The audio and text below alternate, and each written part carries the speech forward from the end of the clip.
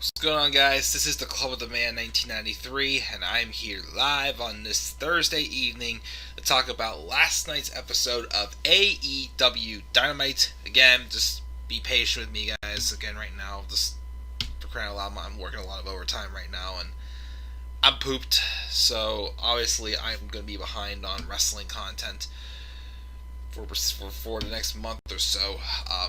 We'll see how it goes. Again, just get it in there. What's up, JR? Saying, hey, that's what's up. I think that is what with the Lucha guys. Not sure what you're talking about there, but thank you for joining me in the live chat, man. But we were live talking about Dynamite from last night.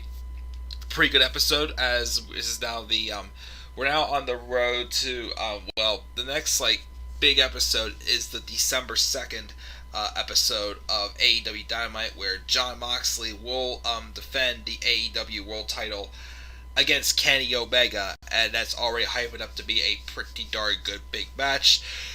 And a lot of money is on Kenny win the championship off of Moxley, as it's looking like this possibility. Of course, we had some interesting turns and twists here on this Dynamite. Most of the stuff I thought was pretty interesting. Some stuff to me was not quite clicking, but for the most part, had a lot of fresh things introduced on this episode of Dynamite, and I can say I enjoyed the show. I don't remember how to remove. Please tell me to SmackDown. What? I'm not sure what you mean by that. Anyways, we'll talk about the show, and we will go from there. So we open up this show with a tag match between the current AEW World Tag Team Champions, the Young Bucks, taking on the team of Top Flight. Airwolf, Darius Martin, and Angel Dorado, Dante Martin. That was a fun match. It was kind of like a new, fresh thing to see Top Flight. They definitely seem like a fun tag team for sure. There was like an intro video, and the Young Bucks did kind of hype them up a little bit, which I thought was a good, way to endorse them for sure. And I thought they put on a pretty good match here. It was a non-title match, but with the tag against the tag champions as well. So good kickouts, so good air falls. It's a lot of fun action. The Young Bucks win with the B trigger on Martin, and afterwards, Jack Evans and Angelico attack Top Flight until the Young Bucks run them off. So, of course, now that the Young Bucks are tag champs, they're all of a sudden randomly just going back to being baby faces after kind of being heels for a few months, super kicking everybody and just throwing money out of their pockets like, they do whatever they want. So, weird consistency there, but it's fine. I liked how, again, they really endorsed Top Flight, made them look pretty good, not just, by, what they said about them, but also how they made them look in this match as well. So intrigued. Definitely intrigued. Of course, that was a continuing pattern, the a babyface, or a group of babyfaces get attacked, and then, we went from there. There's a lot of moments in this show, I would say. But, good opener there for sure.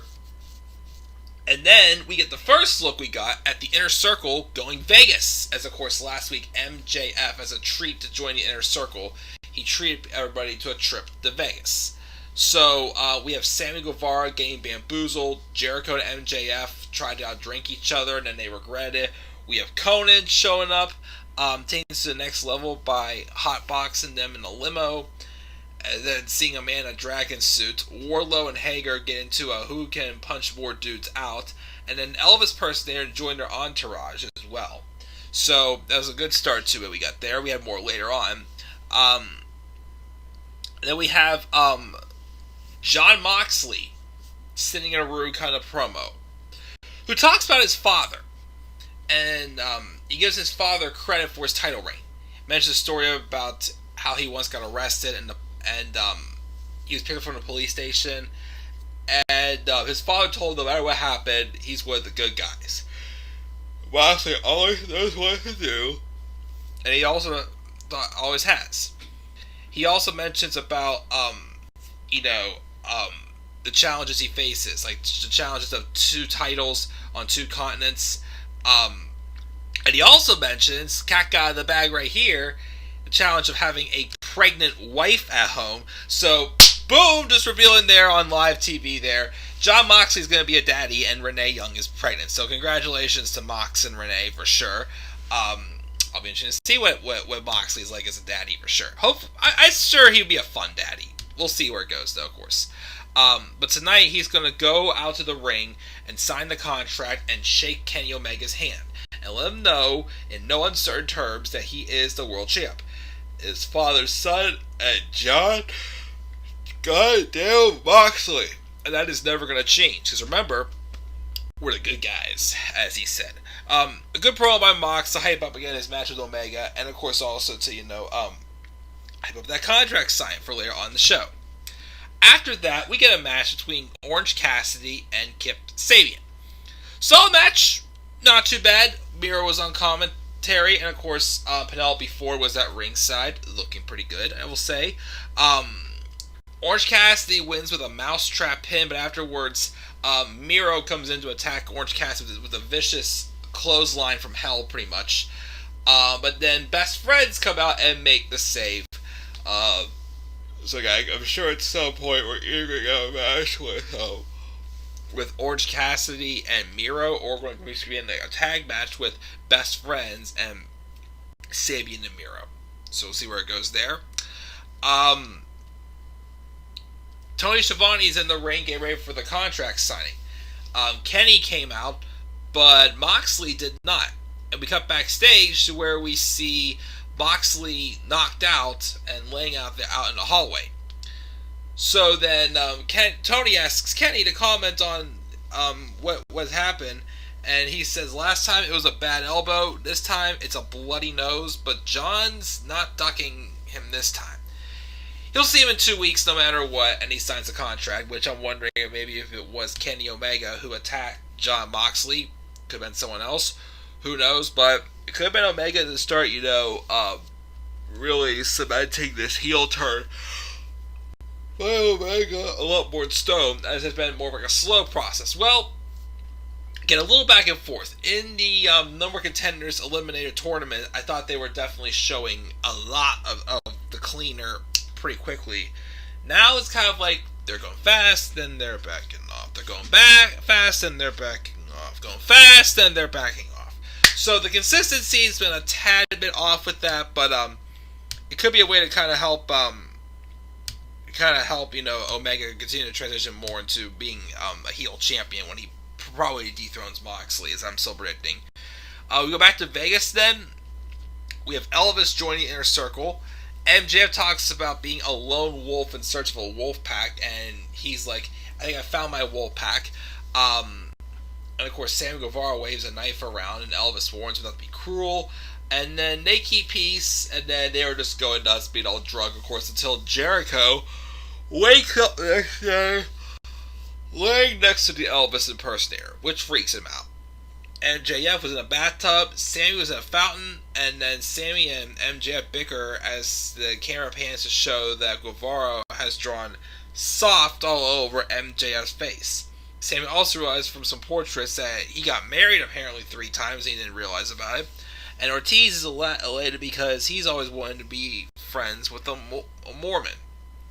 Jericho and Santana though here saw him in the bathroom, and it's Hornswoggle wearing a diaper, which is kind of random, but it was funny. Again, it worked. Again, Inner Circle with Jericho, being the leader of the group, and now that MJF's involved in it, the comedy works with it. These guys are guys that could be, perfect assholes, but they literally could provide some pretty good commentary. So this was good. I like that. Still having a little bit of a hard time though, trying to wrap my mind around, trying to get behind it, is what's going on with Pac and Eddie Kingston. So Pac had his first match since February or March. He took on the Blade. So it looks like they're booking Pac as a face, even though he was supposed to come over as a heel. He beat the Blade with his brutalizer submission. Afterwards, though, Pac calls Eddie Kingston out before we get the Butcher getting there, and it's a 2-on-1 beatdown. Eddie gets in the ring while Butcher Blade continues to beat down, and Kingston mocks him for being out for months and plays the world's smallest violin for him. Ray Phoenix came out to make the save as it seemed that Eddie had turned his back on him. And then Penta El Zero comes down. And it looked like he was going to side with Kingston until he turns on Kingston, but Kingston backs away quickly. And the stable that was about to be started up before Pac went on his hiatus, Death Triangle was back together, and it looks like it's going to be like a 6-man with Eddie Kingston, the Butcher, the Blade, and Death Triangle. Pac, Phoenix, El Zero, Penta El Zero, M, basically, which, I don't know. The thing is it's still super random. I mean, I like Eddie Kingston, I like Pac, I like, the Lucha Bros. Butcher the Blade are okay. My thing, though, is I just think this storyline's a little bit off. It's just not quite smooth. Again, the purpose of Death Triangle even existing months ago wasn't quite, I was still figuring that one out. And now it's just like I don't know. Something's missing. Like, the story's not quite lining up to me. So we'll see where it goes with that. What's up, Tyler? Again, man, I don't have time to do a top 10 right now. I have too much work to do besides all this. Maybe someday, who knows? Backstage, we did see Jade stomping a mud hole on Brandy Rhodes. Red Velvet and Serena Deeb and Big Swole and Air make the save, but the damage is done and Brandy's hurt her arm. Serena Deeb and Thunder Rosa had a pretty good match for the NWA World Championship. Kind of wish it was the main event. It's okay. During the match, though, Rebel, or Rebo, whatever they call her, still at some point going to get her name right, even though the announcers can't either. Her and Dr. Britt Baker get involved in the match and beat down Thunder Rosa when the referee's not looking. It was not enough to put her away that easily, though, as she continued to fight Deeb and looked awesome. But eventually, Serena Deeb would pick up the victory. And afterwards, Britt Baker apparently was in the crowd, and Thunder Rosa pulled Britt out of the crowd, and they started brawling pretty viciously, and referees had to break them up and keep them separated. So, guess we're going to feud with Thunder Rosa and Britt Baker. Awesome with me. Definitely going to insert a little more excitement to this women's division. Again, it just continues to struggle, I'd say, in AEW. But, again, as I keep saying, it will get better. Dark Order cuts a video package where John Silver gives Anna Jay a pep talk, how what all the Dark Order has done for her, and then resulted in her being ranked in the top 5 and earned a title match next week. And then Anna Jay cuts a promo at Hikaru Shida, who I guess she's going to be having a match with Hikaru Shida for the AEW Women's Championship next week. Alright, whatever. NWA World Title to me is interesting more than the AEW Women's title, but it's whatever. Main event was Cody Rhodes and Darby Allin taking on Team Taz's Brian Cage and Ricky Starks in a pretty good match. The shocker of the night, first off, Brian Cage, Team Taz won clean with a drill claw from Cage onto Darby Allin. After the match, though, they're attacking Rhodes and Allin until Will Hobbs comes down with a steel chair. It looks like he's making the save, and then he puts the chair down and he picks up the FTW Championship, holding it up high, gloating about it, and then he smashes Cody Rhodes in the face with it. And then Brian Cage gets into the ring all excited, hugs him, and it's made official. And as Taz starts jawing at Cody Rhodes, Will Hobbs has joined Team Taz.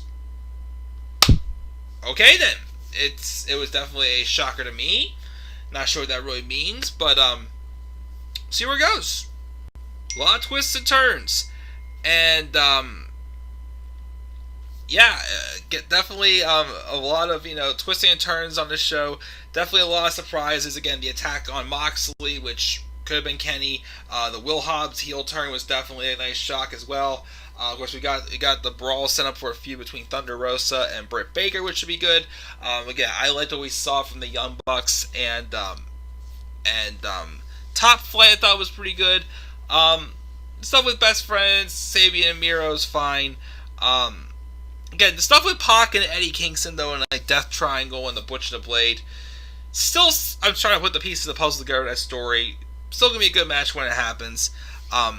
So yeah, a pretty good episode of Dynamite tonight. Well, this week. What grade would you give it? 16 votes, 56.3% said A, 43.8% said B. Nobody said anything else. I give this a B plus.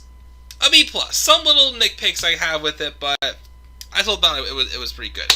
Tyler gave it a B plus as well. So let's gonna do it, guys. Again, I'm tired. I gotta get up earlier again for work tomorrow. Again, I'm working some overtime over the next week or so. So we'll see who it is. But yeah, guys, again, that's just my quick review of Dynamite. What are your thoughts on Dynamite this week? Leave thoughts down in the comments section below. And be sure as always to slap a like on the video, subscribe or comment to my channel, follow me on Twitter at TheManAir93. Until then, guys, I'm checking out. Have a great rest of your night. I'll see you all later. Peace out, everybody.